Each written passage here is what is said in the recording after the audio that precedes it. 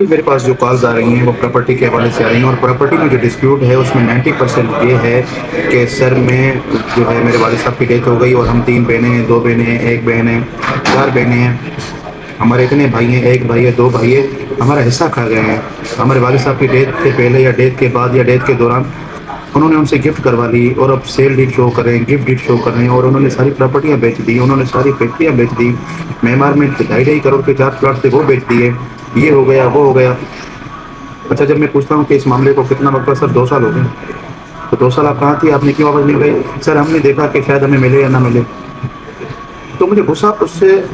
شخص پہ نہیں آیا جس نے یہ 2 نمبری کی ہے، مجھے غصہ آئی ایم سوری ٹو سے، یہ غصہ ان بیٹیوں ان بہنوں پہ آیا کہ آپ کو اتنی بھی نالج نہیں ہے کہ شریعت نے، لینڈ لاز نے، پاکستان کے کانسٹیٹیوشن نے آپ کے جو رائٹس رکھے ہیں آپ کو وہ بھی نہیں پتا، کیا آپ کو کبھی پتہ ہی نہیں گئے، یا آپ اتنی جو ہیں وہ جو ہے اتنی غافل ہیں کہ آپ کو پتہ ہی نہیں ہے کہ آپ بھی لیگل ایئر ہیں، آپ بھی اسی باپ کی بیٹی ہیں جس کا وہ بیٹا ہے۔ تو خدا نا اپنے حق کے لیے آواز اٹھائیں۔ دیکھیں جب سارا کام ختم ہو جاتا ہے، گفٹ ڈیڈ بن گئی، اس نے آگے سیل کر دی، اس نے آگے گفٹ کر دی، اس نے آگے پراپرٹی وہ کر دی، تب جا کے آپ آتی ہیں، اور جب ٹھیک ہے آپ آتی ہیں پھر بھی اچھی بات ہے، لیٹ آئے درست آئے کوئی مسئلہ نہیں ہے، آپ آئے، لیکن اس کے بعد سر کام ہونے کے چانسز بتائیں، 100% ہے تو ہمارے۔ اب میں دیکھیں بینگ اے لائر میں یہ کلیم نہیں کر سکتا کہ 100% میں آپ کو یہ چیزیں دلا سکتا ہوں، قانون کے مطابق میں آپ کو یہ بتا سکتا ہوں کہ اس میں آپ کا اتنا شیئر بڑھتا ہے، اس میں آپ کا اتنا شیئر بڑھتا ہے۔ اگر فریڈیلنٹلی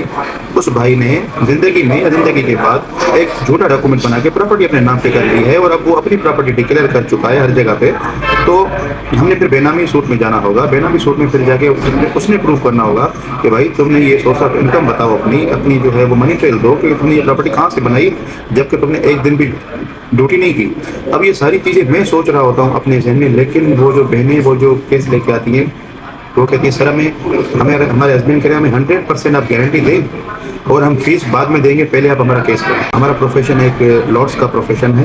تو اس میں ایسی جو ہے وہ پریکٹس نہیں ہوتی کہ میں پہلے سارے کام کر دوں آپس میں جو ہے بعد میں جو ہے آپ مجھے فیس دیں، ایسا بالکل بھی نہیں ہوتا۔ جو کرتے ہیں ان کی اپنی پریکٹس ہے، لیکن ہماری پریکٹس میں ایسا کچھ بھی نہیں ہے۔ فیس لیتے ہیں، کھل کے لیتے ہیں، جو بھی کہتے ہیں کھل کے کہتے ہیں، کتنے % چانسز ہیں کہ آپ کو ملے گا، یہ ملے گا، کیسے ملے گا، سب کچھ بتاتے ہیں۔ لیکن اس کے بعد بھی کلائنٹس کو جو ہے وہ چاہیے تسلی، اور تسلی کے چکر میں وہ ان وکیلوں کے پاس جاتے ہیں، یا تسلی کے چکر میں وہ ان لوگوں کے ہاتھ لگ جاتے ہیں جو کہ کہتے ہیں کہ ہماری اوپر سیٹنگ ہے، آپ ہمارے پاس آئیں، کتنے پیسے کم دیں، ہم آپ کا کام کروا دیتے ہیں ٹھیک ہے پہ، پیسے یہ خوشی خوشی دے دیتے ہیں، اس کے بعد نہ جناب ان کی کال اٹھاتے ہیں اور نہ ان کا کام ہوتا ہے، اور پھر آ کے ہمیں ہی بتاتے ہیں کہ سر ابھی تو ہم سے کم دیں، ہم تو وہاں بھی لٹوا کے چکے۔ تو یہ حالت ہوئی ہے کراچی میں کافی کلائنٹس کے ساتھ، جو مجھ سے ایک چھوٹی سی فیس پہ جو ہے وہ آرگیومنٹ ہو رہے تھے 3-4 دن، لیکن وہ کسی ایسے شخص کے ہاتھ چڑھ گئے جس نے کہا کہ میں جو ہے میری اوپر سیٹنگ ہے،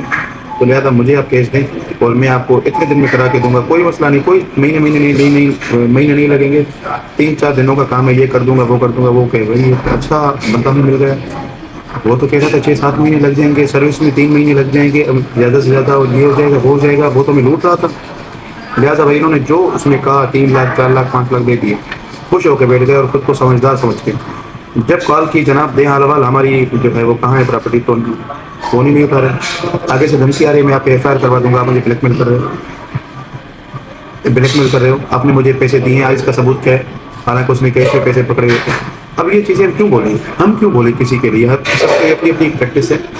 ہم نہیں ہوتے کچھ بھی کہ ہم کسی کے خلاف بھی بولیں، لیکن اللہ پاک نے آپ کو عقل دی ہے، ذہن دیا ہے، پڑھے لکھے ہو، سمجھدار ہو، اللہ پاک نے اتنی پراپرٹی سے نوازا ہے، تو آپ کو اتنا تو پتہ ہونا چاہیے کہ کون آپ کے بھلے کے لیے بول رہا ہے، کون آپ کو۔ لیکن پاکستانیوں کی ایک سب سے بڑی جو خراب عادت ہے وہ ہمیشہ شارٹ کٹ ڈھونڈتی ہے، اور شارٹ کٹ کے چکر میں ہمیشہ وہ اپنا سب سے زیادہ نقصان کرواتی ہے۔ ایسا نہیں ہونا چاہیے، لا کی فیلڈ میں کوئی شارٹ کٹ نہیں ہے، جس نے بھی شارٹ کٹ کیا ہے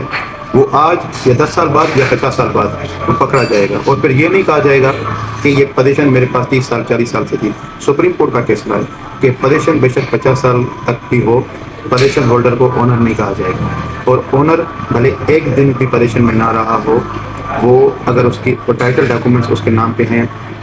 بونا فائڈ پرچیزر ہے، مطلب نیک نیتی کے ساتھ اس نے پراپرٹی خریدی ہے، ایک دن بھی اس گھر میں نہیں رہا، لیکن وہ اس پراپرٹی کا اونر ہے۔ تو مطلب اونر اور پوزیشن ہولڈر میں جو فرق ہے وہ ٹائم لمٹ سے نہیں ہے، وہ ایک ویلیڈیٹی، ایک سرٹیفکیٹ، ایک سرٹیفکیشن جو ہوتی ہے ڈاکومنٹس کی، جو اٹیسٹیفائڈ ہوتے ہیں، جو چیزیں اتھینٹک ہوتی ہیں، جو ٹرانزیکشنس اتھینٹک ہوتی ہیں، جو بونافائڈلی جو ہے پریکٹسز میں آتی ہیں، یہ وہ ہم کرتے نہیں ہیں، اور پھر سے کہتے ہیں کہ سر یہ تو میرے پاس 30 سال سے تھی اور میرے خلاف یہ ہو گیا۔ بہرحال کہنے کی بات بہت آگے چلی گئی۔ میرا کہنے کا مقصد یہ تھا کہ انہیریٹنس میں جو ایشوز آ رہے ہیں وہ صرف اور صرف بیٹیاں اور میری بہن اپنے حق کے لیے آواز نہیں اٹھاتی ہیں۔ اگر اٹھاتی ہیں تو سب سے پہلے مجھ سے جو ہے وہ گارنٹی مانگتی ہیں۔ گارنٹی میرے پاس کوئی نہیں ہے، لیکن میں یہ بتا سکتا ہوں کہ میں اتنے کلائنٹس کو اتنا پرسنٹیج میں ان کو ریلیف دلوا چکا ہوں۔ اس سے بڑھ کر نہ میں زبان کروں گا، اور نہ ہی روزی آپ کے ہاتھ میں دینے والی ذات رکھتی ہے، لیکن آپ کو اپنے حق کے بارے میں رکھنا چاہیے۔ ہمارا تو الحمدللہ پیشہ ہی توکل کا ہے، ہوتا رہے گا، ملتا رہے گا، تھوڑا بہت کہیں نہ کہیں سے ہمارا گزر سفر جو ہماری روزی روٹی لکھی ہوئی ہے وہ ہمیں ملے گی۔ لیکن مسئلہ کس کے ساتھ ہے؟ آپ کے ساتھ ہے۔ جتنا ڈیلے کریں گے آپ کی چیزیں آگے آگے آگے آگے آگے اور آگے جائیں گی۔ پھر یہ 10-15 جو sale deed, gift deed, power پہ، اس پہ جو ٹرانسفر ہوتی رہیں،